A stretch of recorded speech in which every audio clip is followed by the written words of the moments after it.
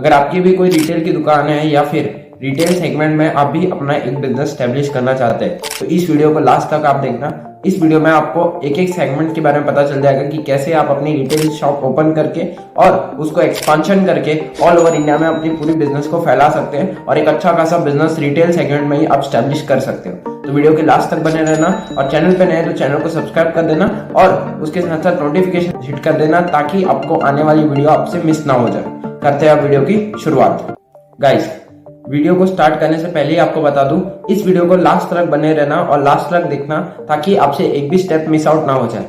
Number 1 step है, retail segment में entry करने से पहले सबसे पहले आपको कुछ एक्सपीरियंस लेना पड़ेगा या फिर आपको डिसाइड करना पड़ेगा कि आप जो है किस बिजनेस में उतरना चाहते हो। ये सबसे मेन टॉपिक है। रिटेल सेगमेंट में बहुत सारी चीजें आती है, जैसे कि आपकी ज्वेलरी आ गई, आपकी क्लोथिंग आ गया, आपके फूड्स आ गए और बहुत सारी चीजें ऐसी ही आती है। तो आपको सबसे पहले डिसाइड करना पड़ेगा कि आप कौन सी रिटेल की शॉप ओपन करना चाहते हो। क्या आप ज्वेलरी में घुसना चाहते हो, क्या आप क्लोथिंग में घुसना चाहते हो, और अगर हो सके तो आप लोग जो है उस सेगमेंट में एक अच्छा खासा एक्सपीरियंस भी अगर गेन कर लेते हो तो बहुत अच्छा रहेगा आपके लिए, ताकि आपको बारीकी से एक एक चीज समझ में आ जाए कि आप लोग जो है वो बिजनेस में आखिर क्या करने वाले हो, आपसे क्या गलती नहीं होनी चाहिए, या फिर उस बिजनेस के बारे में और गहराई में। अगर आप क्लोथिंग का शॉप ओपन करना चाहते हो तो मैं आपको प्रीफर करता हूँ कि आप जो है कोई भी एक शोरूम में या फिर आप रिलायंस ट्रेंड जैसे इसमें अपॉर्चुनिटी बहुत सारी रहती है, आपको बस अपॉर्चुनिटी को ग्रैब करना पड़ेगा और उस समय वहां पे जाके आपको देखना पड़ेगा, सीखना पड़ेगा कि आखिर ये बड़ी बड़ी कंपनी काम कैसे करती है। खैर, बात करते हैं कि जब आपने एक्सपीरियंस ले लिया है तो सेकंड स्टेप ये आता है कि भैया आपको जो है रिटेल की शॉप ओपन करनी है। उसके लिए सबसे पहले आपको अपना बजट एक डिसाइड करना पड़ेगा कि आपका एक बजट क्या होगा। क्या आप जो है 50,000 में स्टार्ट करना चाहते हैं, क्या आप 1 लाख रुपीस इन्वेस्ट कर सकते हो, या फिर आप कितना ज्यादा इन्वेस्ट कर सकते हो। वहां पे आपकी लोकेलिटी भी डिपेंड करेगी, वहां पे आपका बजट डिपेंड करेगा। सेकंड चीज की वहां पे जो है आपका जो है बजट के अलावा आपका एक्सपीरियंस मैटर करेगा। उसके अलावा आप कौन से लोकेशन पे खोल रहे हैं वो भी बहुत ज्यादा मैटर करता है, जस्ट बिकॉज रिटेल सेगमेंट में वही ज्यादा जीतता है जो कि एक परफेक्ट लोकेशन चॉइस करे। अब यहाँ पे सबसे बेस्ट चीज मैं आपको समझाने के लिए मैं आपको एक एग्जांपल के थ्रू समझाता हूँ कि एक जो है मुझे अगर क्लोथिंग की शॉप मेरी ओपन करनी है तो मैं उसको कैसे स्टार्ट करूंगा। नंबर 1 स्टेप में फॉलो करूंगा कि मैं सबसे पहले अपनी लोकेशन डिसाइड करूंगा कि मुझे कौन सी लोकेशन लेनी है। तो लेट सपोज अगर मैं मुंबई का एग्जांपल लेता हूं तो मुंबई में मैं एक ऐसी जगह ढूंढूंगा जहां पे एक हाई स्ट्रीट हो या फिर जहां पे फुटफॉल सबसे ज्यादा हो। जस्ट बिकॉज वहां पे फुटफॉल सबसे ज्यादा होगी तो मैं अगर वहां पे अच्छा खासा अपना इन्वेस्टमेंट भी करता हूं तो मेरी रिकवरी करने की चांसेस बहुत ज्यादा बढ़ जाएंगे, क्योंकि वहां पे ऑलरेडी वहां पे उतना ज्यादा ट्रैफिक है, वहां पे ऑलरेडी इतने सारे कस्टमर आते हैं जाते हैं, तो जरूर मेरे भी शॉप के ऊपर नजर पड़ेगी। तो मैं सबसे पहले ये देखूंगा कि मेरी हाई स्ट्रीट पे एक शॉप ओपन कर सकूं और उसके बाद मैं डिसाइड करूंगा कि उस शॉप को मुझे रेंट पे लेना है या फिर खुद का लेना है, तो क्या करना है उसमें। तो मैं आपको सबसे बेस्ट सजेशन दूंगा कि स्टार्टिंग में जब आप अपनी शॉप ओपन कर रहे हैं तो उस समय पे आपको जो है रेंट पे लेना सबसे बेस्ट होगा। और कोई भी बिजनेस उसके अलावा भी अगर आप स्टार्ट करते हो तो उसके लिए भी आपको कोई भी चीजें अगर रेंट पे लेनी है तो वही सबसे ज्यादा अच्छा रहता है। अगर आपको लैपटॉप चाहिए तो मैं आपको सजेस्ट करूंगा, बिजनेस स्टार्ट कर रहे हो तो बिजनेस स्टार्ट करने से पहले अगर आपको लैपटॉप वगैरह की जरूरत है तो खरीदो मत, डायरेक्ट रेंट पे ले लो, वो ज्यादा अच्छा रहेगा। या फिर अगर आपके पास पहले से होगा तो वेल एंड गुड। उसके अलावा अगर आप लोग जो है शॉप ले रहे हो तो शॉप जो है रेंट पे ले लो। खैर, इसके बाद हम बात करेंगे कि उसके बाद जब मेरी क्लोथिंग की शॉप है तो मैं उसको अच्छे से इंटीरियर डिजाइन करूंगा।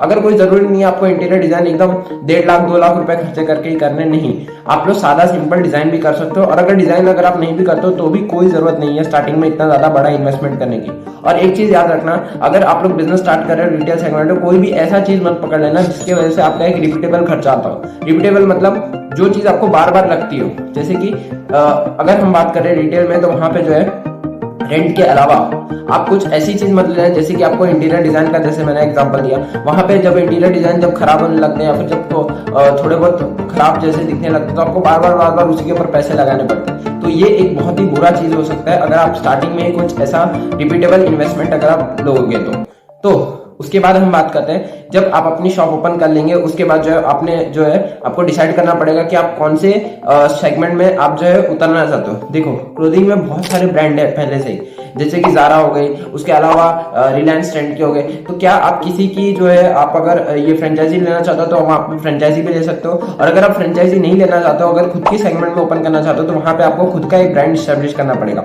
अब ब्रांड स्टैब्लिश करने से पहले आपको एक चीज ध्यान रखना है कि आपको जो है ब्रांड क्रिएट करते वक्त आपको नाम कुछ ऐसा डिसाइड करना होगा जो कि सबसे ज्यादा यूनिक हो या फिर जिसके बारे में लोगों ने सुना ना हो। जैसे कि फॉर एग्जांपल के लिए अगर जो न्यूली स्टार्टअप जो अभी शुरू हुए जैसे कि जीरोधा हो गया, उसके अलावा चाय सुट्टा बार हो गया, तो ये सारे कुछ ऐसे नाम है जो कि सुने हुए नहीं है या फिर बहुत ही ज्यादा यूनिक नेम है, जिसकी वजह से उसका जो ब्रांड है वो अच्छे से बिल्ड हो पाया। तो आपको कुछ ऐसे ही नेम लेना पड़ेगा अपने ब्रांड को स्टैब्लिश करने के लिए।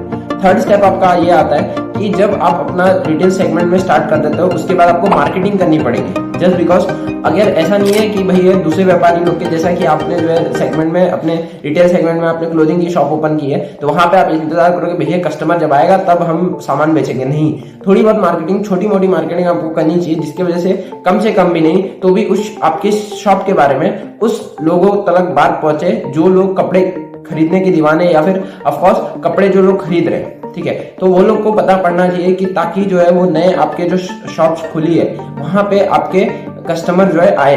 तो उसके लिए आपको कुछ स्ट्रेटेजी यूज करनी पड़ेगी, कुछ मार्केटिंग लगानी पड़ेगी। और अगर मार्केटिंग पे आपको बहुत अच्छे से डिटेल में वीडियो चाहिए तो मैंने इस वीडियो में बहुत अच्छे से समझाया, इस वीडियो को आप जाके देख लो, लिंक जो है इसका आपको डिस्क्रिप्शन बॉक्स में मिल जाएगा। उसके अलावा अगर बात करें तो फिर जब आप अपना ब्रांड स्टैब्लिश कर दोगे उसके बाद समझ लो कि आपकी मार्केटिंग भी हो गई, लोग आपके पास आने लगे। उसके बाद जो है लोग सबसे बड़ी गलती क्या करते हैं, सबसे बड़ी गलती करते हैं कि भैया लोग आ रहे हैं, मार्केटिंग हो गई, सारी चीजें अच्छे से चल रही है, दाल रोटी चल रही है, बस हो गया। उसके बाद वो वहीं पे रुक जाता है जिसकी वजह से उनका बिजनेस भी एक्सपांड नहीं हो पाता है। नहीं, आपको ये गलती नहीं करनी है। आपको जो है जब आपका ब्रांड स्टैब्लिश होने लगे और आपको जब लगे कि आपके पास कस्टमर आ रहे ठीक ठाक, तो आपको फोकस करना है एक्सपांशन के ऊपर। अब आप एक्सपांशन कैसे करोगे? एक्सपांशन करने के लिए बहुत सारे मेथड होते हैं, जिसमें से एक बेस्ट मेथड होता है जो कि ज्यादा करके कंपनियां फॉलो करती हैं, जो कि होता है फ्रेंचाइजी का मेथड, जिसमें 3 चीजें आती है।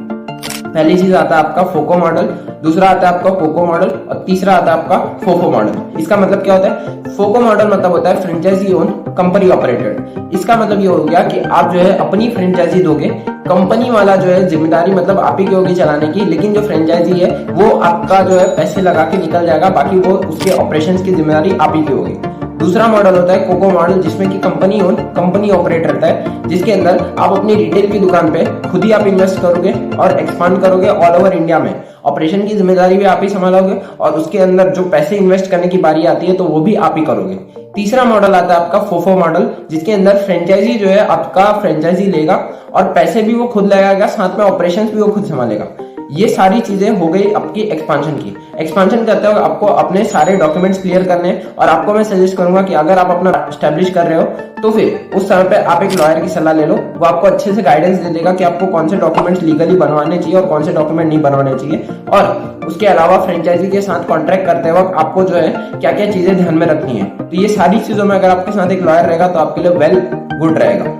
उसके अलावा जब फ्रेंचाइजी को जब आप बिजनेस दे देते हो और जब आपका एक्सपांशन करने की बारी आती है, तो एक्सपांशन करते हो आपको हमेशा याद रखना है कि जब आप एक्सपांशन कर रहे हो तो अपनी पीछे से आपकी कॉस्ट डाउन कर देनी है। मतलब कि जितना ज्यादा आप एक्सपांशन करोगे उतना ज्यादा आपका बजट जो है कम लगना चाहिए, यानी कि अपनी जो इन्वेस्टमेंट रहती है वो आपको कम से कम रखनी है जब आप एक्सपांशन करेंगे।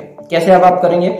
उस समय आप जो है एक चीज फॉलो कर सकते हो कि अगर आपकी स्टार्टिंग से ही मैं बोल रहा हूँ कि मैं क्लोथिंग शॉप के बारे में बता रहा हूँ, तो उस समय पे आप कुछ ऐसा कर सकते हो कि बल्क में आप जो है कंपनी से डायरेक्ट परचेस कर सकते हो, जिसकी वजह से आपको अच्छा खासा डिस्काउंट मिल सकता है। और आप फ्रेंचाइजी पार्टनर को अपने बोल सकते हो कि भैया आपकी कोई जिम्मेदारी नहीं है, हमारी जिम्मेदारी होगी आपके शॉप के अंदर सारे के सारे मटेरियल को पहुंचाने की। आपका काम होगा ऑपरेशंस का, सिर्फ आप जो है जो भी पैसे आप दूसरी कंपनी को देके खरीदना चाहते हो उससे अच्छा आप हमें ही दे दो, हम आपको थोड़ा सा डिस्काउंट भी दे देंगे। तो ऐसे करके आप अपना रिटेल का शॉप ओपन कर सकते हो और उससे भी आप करोड़ों में अर्निंग कर सकते हो। ये बात हो गई रिटेल शॉप ओपन करने की। इसके अलावा अगर आपको कोई वीडियो चाहिए या फिर किसी और पर्टिकुलर टॉपिक पे वीडियो चाहिए जो कि बिजनेस से रिलेटेड हो, तो आप लोग उसके लिए कमेंट सेक्शन में बताना। और वीडियो अगर पसंद आई हो तो लाइक करके चैनल को सब्सक्राइब करके जाना। तब तक के लिए जय हिंद।